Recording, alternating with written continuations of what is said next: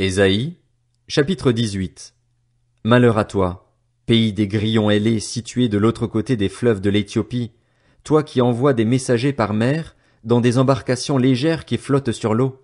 Allez donc, messagers rapides, trouvez la nation grande et glabre, le peuple redouté bien au-delà de ses frontières, la nation puissante qui écrase tout et dont le territoire est traversé par des fleuves. Vous tous, habitants du monde, vous qui peuplez la terre, lorsque l'étendard sera dressé sur les montagnes, regardez. Lorsque la trompette sonnera, écoutez. En effet, voici ce que m'a dit l'Éternel. Je veux rester tranquille et regarder de ma place, pareil à la chaleur des rayons du soleil, aux nuages porteurs de rosée dans la chaude période de la moisson. Avant la récolte, quand la floraison sera terminée, quand le raisin commencera à mûrir et se transformera en grappe, il coupera les sarments avec des serpes, il enlèvera, il élaguera les branches. Ils seront tous abandonnés aux oiseaux de proie des montagnes et aux bêtes de la terre. Les oiseaux de proie passeront l'été sur leurs cadavres, et toutes les bêtes sauvages de la terre l'hiver. À ce moment-là, des offrandes seront apportées à l'Éternel, le Maître de l'univers, par le peuple grand et glabre, par le peuple redouté bien au-delà de ses frontières, par la nation puissante qui écrase tout et dont le territoire est traversé par des fleuves. Elles seront apportées à l'endroit où réside le nom de l'Éternel, le Maître de l'univers, sur le mont Sion.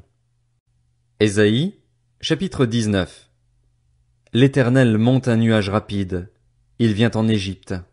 Les faux dieux de l'Égypte tremblent devant lui et les Égyptiens perdent courage. Je dresserai l'Égyptien contre l'Égyptien et l'on se battra frère contre frère, ami contre ami, ville contre ville, royaume contre royaume. L'Égypte perdra l'esprit et j'anéantirai ses projets. On aura beau consulter les faux dieux et les morts, ceux qui invoquent les esprits et les spirites, je livrerai l'Égypte entre les mains de maîtres sévères. Un roi cruel dominera sur eux, déclare le Seigneur, l'Éternel, le Maître de l'univers. L'eau de la mer disparaîtra, le fleuve deviendra sec et aride. Les rivières empesteront, le delta de l'Égypte sera bas et desséché, les roseaux et les joncs se flétriront. Tout le paysage sera nu le long du Nil et à son embouchure. Tout ce qui aura été semé sur ses rives se desséchera, se transformera en poussière et disparaîtra. Les pêcheurs gémiront. Tous ceux qui jettent l'hameçon dans le Nil seront dans le deuil. Ceux qui étendent des filets à la surface de l'eau dépériront. Ceux qui travaillent le fin lin et qui tissent des étoffes blanches seront couverts de honte. Les soutiens du pays seront écrasés. Tous les travailleurs salariés seront dans l'abattement. Les princes de Tsoan sont autant de fous. Les sages conseillers du Pharaon forment un conseil stupide. Comment pouvez-vous oser dire au Pharaon, « Je suis un fils des sages, un descendant des rois du passé » Où sont-ils donc, tes sages? Qu'ils te fassent donc des révélations et que l'on découvre quelle décision l'Éternel, le Maître de l'univers, a prise contre l'Égypte. Les princes de Tsoan font preuve de folie. Les princes de Memphis se bercent d'illusions. Ces chefs de tribus égarent l'Égypte. L'Éternel a déversé au milieu d'elle un esprit de vertige, et ils égarent les Égyptiens dans tout ce qu'ils font. Ils sont pareils à un homme ivre qui titube en vomissant. L'Égypte sera incapable de faire quoi que ce soit, du plus important au plus insignifiant, du sommet au bas de la société. Ce jour-là, l'Égypte sera pareille à des femmelettes. Elle sera terrifiée. Elle tremblera de peur en voyant l'Éternel, le Maître de l'univers, brandir sa main et la lever contre elle. Le pays de Juda sera une source de terreur pour l'Égypte. Dès qu'on le mentionnera devant elle, elle sera saisie de frayeur à cause de la décision que l'Éternel, le Maître de l'univers, a prise contre elle. Ce jour-là, il y aura 5 villes en Égypte qui parleront la langue de Canaan et qui prêteront serment par l'Éternel, le Maître de l'univers. L'une d'elles sera appelée ville de la destruction. Ce jour-là, il y aura un autel consacré à l'Éternel au cœur de l'Égypte et près de la frontière du pays un monument en l'honneur de l'Éternel. Ce sera un signe et un témoignage pour l'Éternel, le Maître de l'univers, en Égypte. Quand ils crieront à l'Éternel à cause de ceux qui les oppriment, il leur enverra un sauveur, un défenseur qui les délivrera. Ce jour-là, l'Éternel sera connu des Égyptiens et les Égyptiens connaîtront l'Éternel. Ils le serviront avec des sacrifices et des offrandes, ils feront des vœux à l'Éternel et les accompliront. Ainsi, l'Éternel frappera les Égyptiens. Il les frappera, mais il les guérira et ils se convertiront à lui. Il répondra à leurs prières et les guérira. Ce jour-là, il y aura une route entre l'Égypte et la Syrie. Les Assyriens se rendront en Égypte et les Égyptiens en Assyrie, et les Égyptiens serviront l'Éternel avec les Assyriens. Ce jour-là, Israël sera le troisième, avec l'Égypte et la Syrie, à être une bénédiction pour toute la terre.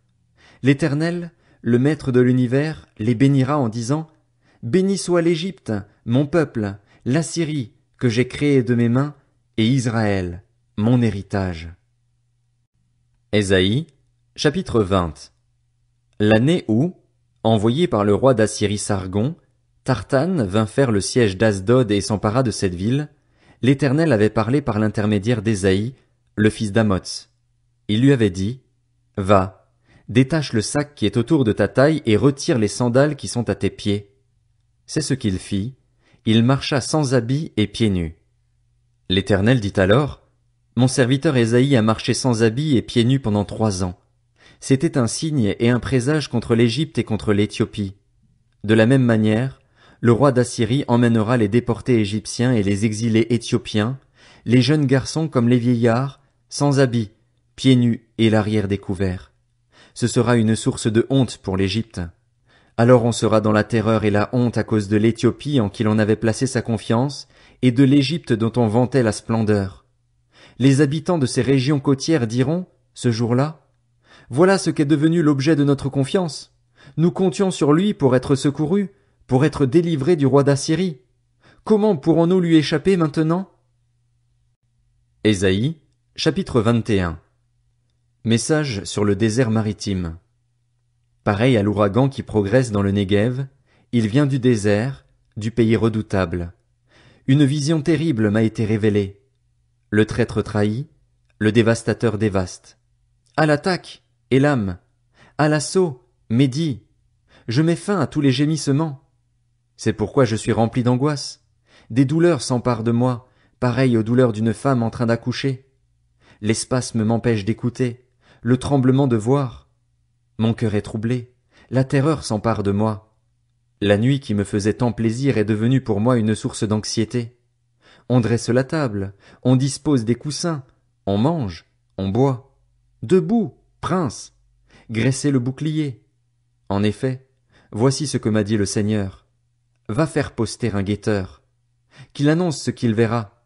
Il verra un char, un attelage à 2 chevaux, des cavaliers montés sur des ânes, d'autres sur des chameaux. Qu'il soit attentif, très attentif. Le guetteur s'écria, pareil à un lion: Seigneur, je me tiens sur mon poste de guet toute la journée, et je suis debout à ma tour de garde toutes les nuits, et voici qu'arrive un char, un homme sur un attelage à 2 chevaux. Il prit encore la parole et dit: Elle est tombée, Babylone, et toutes les sculptures sacrées de ses dieux sont en pièces par terre. Mon peuple, toi que j'ai battu comme pour extraire du grain dans mon air, ce que j'ai appris de l'Éternel, le Maître de l'univers, du Dieu d'Israël, je vous l'ai annoncé. Message sur Douma. On me crie de Séhir: Sentinelle, quelle nouvelle de la nuit? Sentinelle, quelle nouvelle de la nuit? La sentinelle répond: Le matin arrive, mais aussi la nuit. Si vous voulez poser des questions, posez-les. Convertissez-vous et venez. Message sur l'Arabie. Vous passerez la nuit dans les forêts de l'Arabie, caravane de Dedan. Allez à la rencontre de l'assoiffé, apportez-lui de l'eau. Habitants du pays de Théma, allez à la rencontre du fugitif avec du pain. C'est qu'il fuit devant les épées, devant l'épée dégainée, devant l'arc tendu, devant la férocité des combats. En effet, voici ce que m'a dit le Seigneur. Encore 1 an, comptez aussi précisément que les années d'un travailleur salarié, et toute la gloire de Kédar aura disparu. Il ne restera qu'un petit nombre d'archers parmi les guerriers de Kédar. C'est l'Éternel, le Dieu d'Israël, qui l'annonce.